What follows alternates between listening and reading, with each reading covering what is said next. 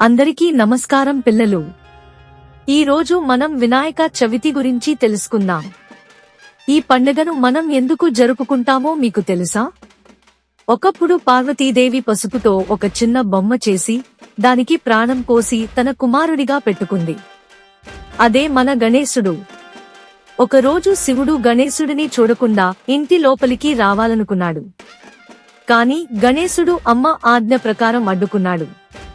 అప్పుడు శివుడు కోపంతో ఆయన తల కోశాడు.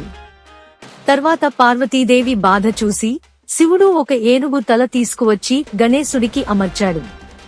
అప్పటినుంచి మన గణేశుడు ఏకదంతుడు, విఘ్నేశ్వరుడు అని ప్రసిద్ధి చెందాడు. వినాయక చవితి రోజున మనం మట్టి గణేశుడిని ఇంటికి తెచ్చి పువ్వులు, పల్లీలు, ఉక్రపిండి వంటకాలు, ఉద్దులు పెట్టి పూజ చేస్తాం. మన తెలుగు ఇళ్లలో ప్రత్యేకంగా ఉండు పల్లీలుండలు, పులి, తలికెలు వంటివి చేస్తారు.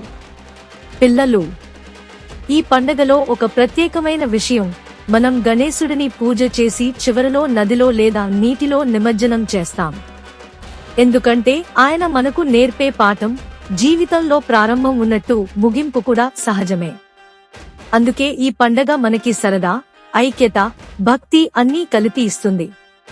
మరి మీరు ఈ సంవత్సరం గణేశుడికి ఏం నైవేద్యం పెడతారు? గణపతి బప్పా మోరియా. జై బోలో గణేష్ మహారాజ్ కి జై.